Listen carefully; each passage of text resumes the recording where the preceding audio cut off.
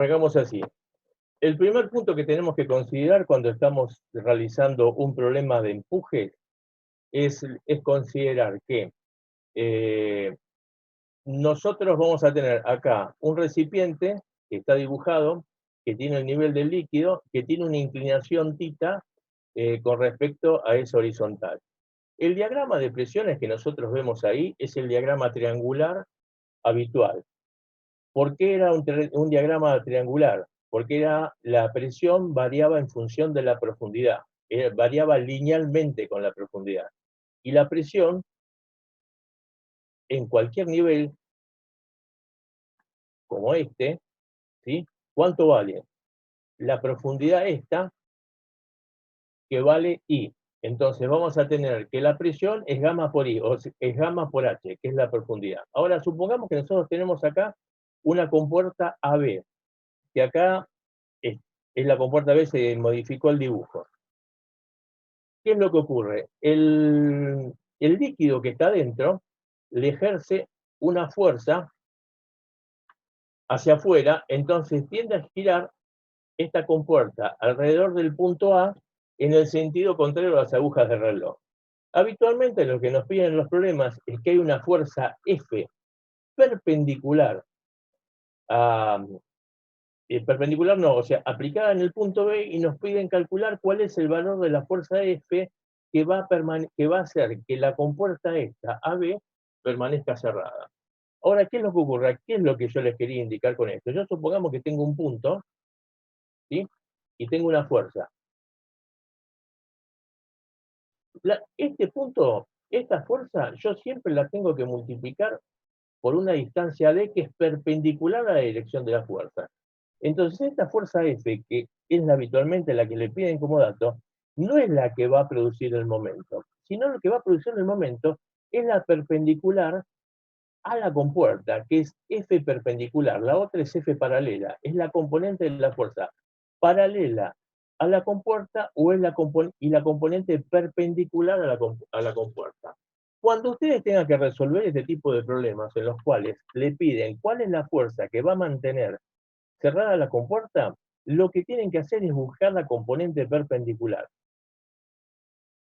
Acá lo que tienen ustedes es cómo se determina cuál es la componente perpendicular, que es F por el coseno del ángulo entre estas dos fuerzas, y el momento respecto a es la componente esta perpendicular, que es la que les estoy marcando, por la distancia al punto A.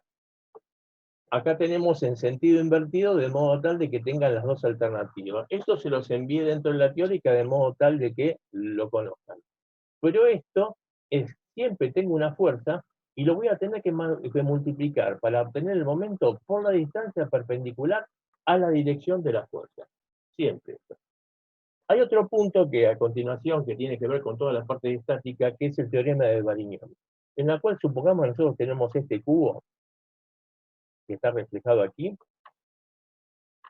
al cual yo le aplico la fuerza F1 y la fuerza F2. La componente, o sea, la resultante de la fuerza F1 y F2 por la regla del paralelogramo es esta fuerza F que nosotros tenemos acá. La fuerza F es la suma de las dos fuerzas F1 y F2. ¿Ok? Con respecto al punto P de acá abajo, ¿cuál va a ser el momento? El momento va a ser la magnitud de la fuerza F por la distancia, y esta es la distancia R.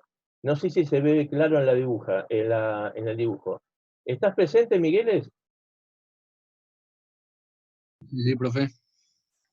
¿Se ve bien la R? La R tiene que ser perpendicular a la dirección de F, con respecto Sí, a sí, se este ve. punto de acá abajo. ¿Ok?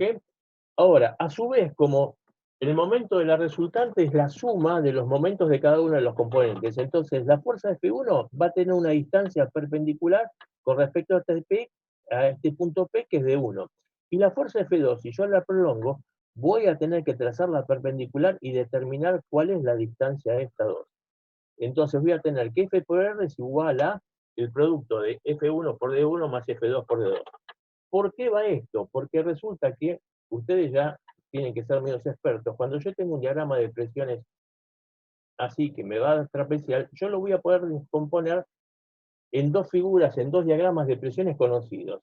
Uno que es rectangular que va a tener una resultante, y el otro que va a ser triangular, que va a tener otra resultante. Esto es la de rectángulo y esto es la del triángulo. La resultante total es la suma de la resultante del rectángulo más el triángulo, y obviamente al ser una componente de fuerzas paralelas, va a estar entre ellas. Y esto vendría a ser la resultante total. Cuando yo tenga que calcular el momento, en lugar de realizar el cálculo de un momento de un trapecio, voy a poder realizar el cálculo de los momentos de las figuras que los componen, de las figuras que forman el diagrama de presiones, el rectángulo y el triángulo. ¿Ok? Ese es el motivo por el cual aplicamos el teorema de Bariño. Después, por otro lado, yo supongamos que estoy con un sistema de cargas. Y yo voy a tener un sistema de cargas que, en el caso de esto que estábamos hablando, son trapeciales, triangulares y demás. Entonces, yo tengo un diagrama de una carga cualquiera sobre una viga, lo que voy a tener es voy a obtener es un sistema equivalente, y voy a trabajar con su sistema equivalente. ¿Cuál sería de este trapecio de presiones el sistema equivalente? Solamente ET. O sea, yo voy a tener todo el desarrollo de cargas y voy a tener únicamente las resultantes. Y el sistema 1 es equivalente al sistema 2 cuando se cumple la siguiente condición: que la resultante de este es igual a la resultante del sistema 2. O sea que E1 tiene que ser igual a E2, al empuje en los dos sistemas. Y que el momento con respecto a cualquier punto del plano que yo elija, ¿no es cierto? Que, por ejemplo, tomo el punto A del primer sistema y realizo la sumatoria de los momentos con respecto al punto A, esta sumatoria MA1 tiene que ser igual al producto de MA2, y MA2 sería la resultante por la distancia perpendicular al punto A. Entonces ahí nosotros vamos a poder hablar de que tenemos sistemas equivalentes. Entonces yo voy a tener, por ejemplo, sobre una compuerta, este sistema, que es la suma del rectángulo más el triángulo, y lo voy a poder poner un sistema equivalente solamente poniendo la componente, la resultante total o las resultantes parciales, para poder trabajar. ¿Ok? Bueno, vamos a sacar los diagramas de presiones. Habíamos dicho que siempre el diagrama de presión es lineal. ¿Por qué? Porque cambia con la profundidad. Y entonces la presión siempre, ¿qué es? La presión siempre es el peso de la columna del líquido por arriba del punto que yo estoy considerando. Entonces, si estoy considerando el punto A, estoy con una presión atmosférica. Un manómetro siempre que me medía. La medición de cualquier manómetro, salvo que te digan que es un vapómetro que puede medir de la presión atmosférica para abajo, siempre es igual a cero inicialmente. La presión atmosférica coincide con el cero de un manómetro. Entonces la presión acá va a ser cero. La presión en el punto B, ¿qué va a ser? Gamma por H. ¿Y H qué es? La profundidad entre A y B. Después, entre B y C, acá me van sumando. Entonces, fíjense cómo con distintas capas de fluido yo voy construyendo el diagrama de presiones, que tiene que ser lineal, triangular, y entonces vamos a tener que en la primera parte siempre arriba va a estar el líquido, el fluido más liviano, después el fluido más pesado, y finalmente el más pesado va a estar en el fondo de todo. La presión en el punto C es esta, es gamma por H sub 1, que me da una presión acá, más gamma por H sub 2 por la diferencia entre la profundidad del C y la profundidad del B.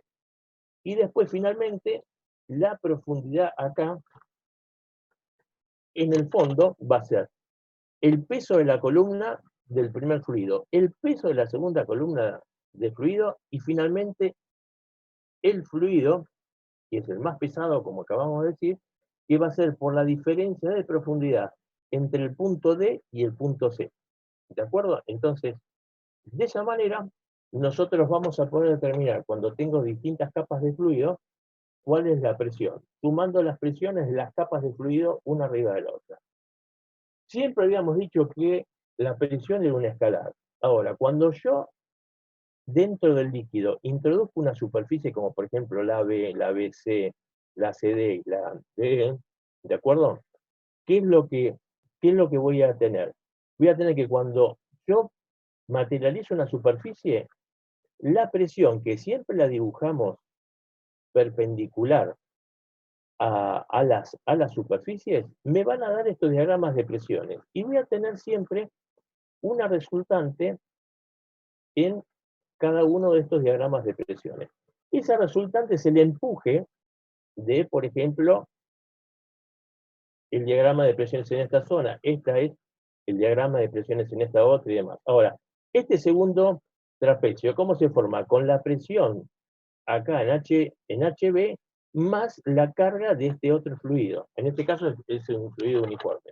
Y este es el diagrama de tensiones. Entonces, si yo, por ejemplo, estoy a una determinada profundidad, aquí, ¿cómo sé cuál es la presión que tengo en ese punto? Voy con horizontal y llego al punto D. ¿Y cuánto va a valer la presión en ese punto de la pared CD?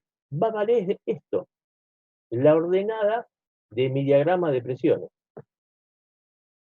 Sigo bajando y, por ejemplo, quiero saber cuál es la presión en este punto intermedio, tendría que moverme horizontalmente a mi diagrama de presiones y voy a determinar que esta es la magnitud de mi presión, que sería gamma por la profundidad desde la superficie hasta este punto intermedio, vamos a llamarlo F.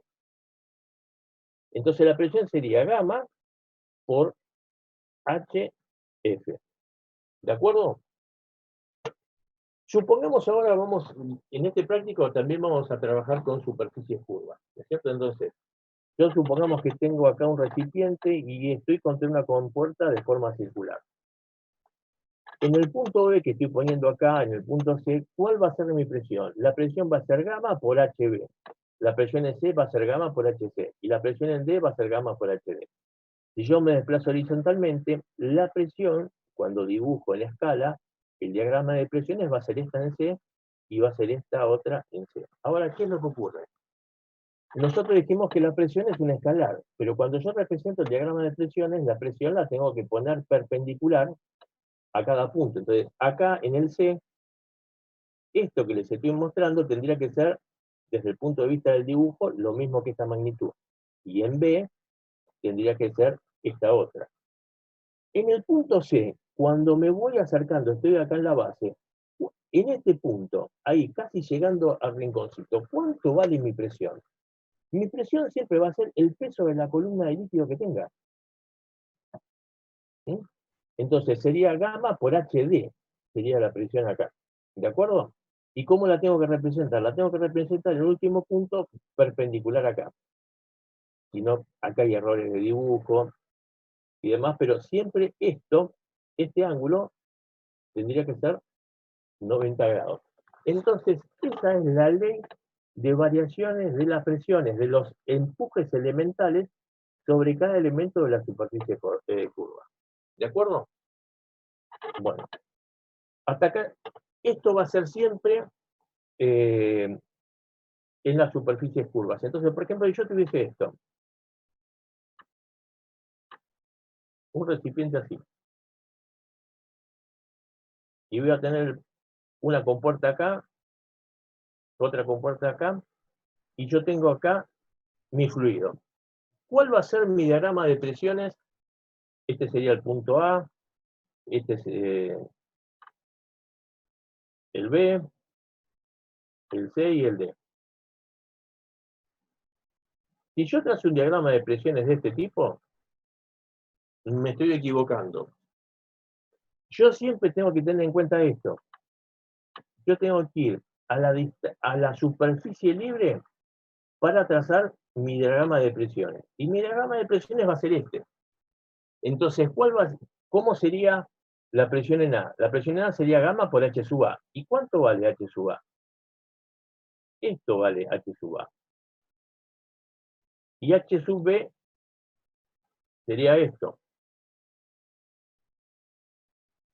Entonces, por ejemplo, había un problema que se tomaba en alguno de los parciales en el cual se ponía como una especie de campana con unos bulones, ¿sí? Acá abajo estaban atados, entonces te decía cuál es la resistencia de cada bulón cuando yo tengo quizás 10 metros de columna de agua. La realidad que por la paradoja hidrostática, ¿cuál va a ser mi presión acá abajo? Va a ser esta. Siempre es desde la superficie libre hasta el punto en el cual nosotros estamos considerando calcular la presión. Bueno, qué macana lo de, bueno, lo de esto. Bueno, tengo acá, en forma general, yo voy a tener, recibieron un, Candelaria, Ignacio, recibieron un flowchart, un diagrama de flujo.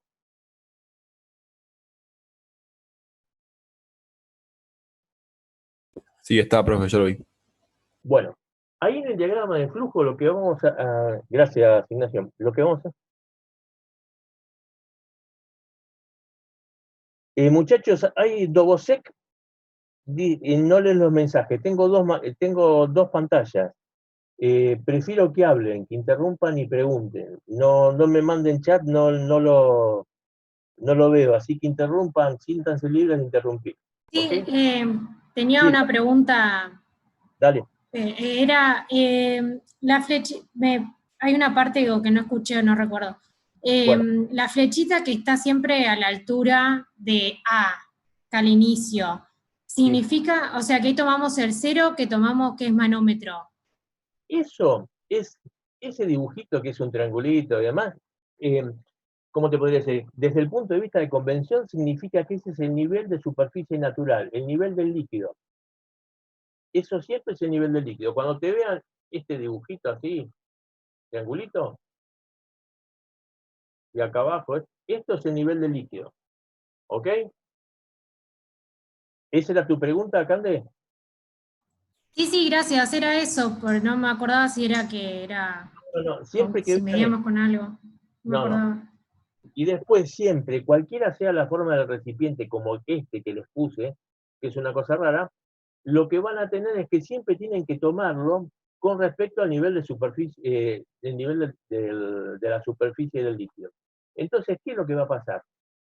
Por ejemplo, en este dibujo, la presión, toda en la base, va a ser esta ordenada del diagrama de presiones. Y el empuje total es igual al integral a lo largo de toda la superficie de gamma por I, ¿no es cierto?, por el diferencial del área. Acá abajo estamos hablando, ¿ok? Después, lo que vamos a tener en consideración es que ahora le vamos a dar algo general, pero hay dos maneras de encarar el tema de empuje sobre paredes, sobre placas, que son placas planas y placas curvas, ¿de acuerdo? Y dentro de las placas planas hay que considerar que están dentro del diagrama de flujo las rectangulares.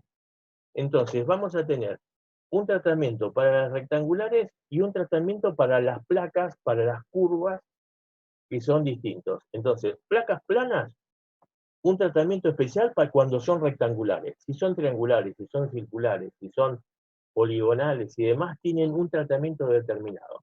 Las placas rectangulares son las que tienen un único tratamiento, un tratamiento distinto. Y las placas circulares tienen, o sea, circulares, curvas y demás, tienen otro tratamiento. Entonces, por ejemplo, supongamos que tengo un recipiente, aquí de la figura, y en la cual tengo una compuerta que tiene los puntos A y B, ¿de acuerdo? Entonces, ¿qué es lo que va a pasar? ¿Cuál va a ser? Hay algo que no se lo dije, por ejemplo, acá, volvemos acá arriba, ¿cuál va a ser la presión en el gozne, en el punto de giro del punto C? Es este. Y esta va a ser la presión acá. Esta parte no, ¿eh? O sea, la presión, la presión en C es esto, y la presión en D es esto del diagrama, ¿de acuerdo? Entonces, si se fijan, el diagrama de presiones para la compuerta D me da un trapecio. Y si hubiésemos hecho esto para la compuerta AB, me daría esto, ¿de acuerdo? Entonces, esta es la presión en el punto A, esta es la presión en el B, esta es la presión en el C y esta es la presión en el D. Bueno, supongamos que tengo una compuerta de forma cualquiera. Lo que tengo que determinar es que yo sé que en cualquier compuerta voy a tener un empuje, ¿sí? Y lo que me va a interesar también no solamente es la magnitud de ese empuje, sino dónde está aplicada. Y dónde está aplicada habitualmente es que se mide la distancia desde la superficie hasta donde corre la resultante. Y esto se llama centro de presión. ¿De acuerdo? Entonces, tomamos ahora una compuerta de forma cualquiera con una inclinación. Y esta es una compuerta plana. ¿De acuerdo? Entonces, yo tomo un elemento diferencial de superficie y yo voy a tener en ese elemento diferencial de superficie una presión. Lo multiplico por el diferencial de superficie y voy a tener un diferencial de empuje. Cuando yo calcule el diferencial de empuje, cuando yo integre y calcule todos los diferenciales de empuje a lo largo de esta superficie, voy a poder obtener cuál es mi empuje, que es este vector que yo estoy dibujando. El vector empuje tiene una particularidad. Yo se los dibujé acá, y esto está mal dibujado, discúlpenme. Esto se tiene que dibujar perpendicular. O sea, mi diagrama va a estar así, y el valor de E, siempre el empuje, va a ser perpendicular a la superficie sobre la que actúa. ¿De acuerdo? Entonces, acá vamos a tener que este mi diagrama triangular, voy a tener en el punto B esta presión, que es gamma por la presión de B, voy a tener en el punto A esta presión, y si yo dibujara el diagrama de presión acá sobre esto, yo tendría este diagrama trapezial con esta superficie, de acá hasta el punto A y acá. Bueno, disculpen, no se puede con el mouse. Entonces, yo integro a lo largo de toda la superficie y tengo el elemento, el diferencial del empuje. Integro a lo largo de toda la superficie y considerando que ahora cambié, en lugar de H voy a trabajar sobre un sistema de coordenadas en el cual la coordenada I está en la dirección de la compuerta. Y en forma perpendicular voy a tener, entrando al plano del dibujo, el eje X. Entonces, integro en toda la superficie y la relación entre H, que vendría a ser esta profundidad, y esta distancia, medida sobre la compuerta, tiene esta relación. H es I por el seno de tita. O sea, esto es H. Si yo multiplico el seno de tita por esta longitud, voy a tener la profundidad. Lo reemplazo e integro a lo largo de todo el área y voy a tener gamma por H por diferencial de área y voy a tener esta ecuación. ¿Ok? Una vez que yo resuelvo esto, es el momento estático de la superficie esta con respecto al punto O. Y el momento estático, ustedes lo tienen que saber de física 1, que el integral de este momento estático es la distancia del centro de gravedad de la compuerta, ¿sí? Que supongamos que estuviese acá el centro de gravedad, esto tendría que ser I CG, ¿sí? Por el área. Entonces, si yo reemplazo, voy a tener que el empuje total es gamma por seno de I por ICG, que esto es la profundidad del centro de gravedad de mi compuerta. Entonces voy a tener que el empuje es la presión, esto es la presión gamma por HG,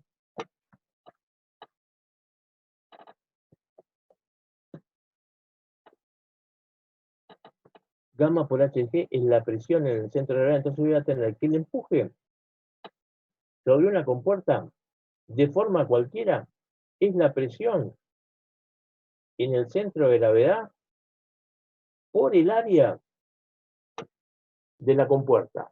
Entonces, determinado el centro de gravedad de esta figura que estamos viendo, si yo determino la presión acá en el centro de gravedad, lo multiplico por el área, obtengo el vector empuje, la fuerza empuje, que siempre, como les dije, tiene que estar perpendicular a la compuerta. Ahora, a su vez, yo ya determiné cuál es el empuje. El empuje en cualquier compuerta, de cualquier forma, es igual a la presión en el centro de gravedad por el área. Yo tengo ahora que determinar dónde, lo que les decía acá, dónde está ubicada mi centro de presión. El centro de presión es el punto en el cual el empuje intersecta la compuerta. ¿Sí? No vamos a... Les dejo como para que lo vean en la teoría, pero esta distancia, ¿sí? desde la superficie hasta E, se calcula de esta manera, como la distancia del centro de gravedad, el momento de inercia baricéntrico de la compuerta, sobre la distancia del centro de gravedad y el área.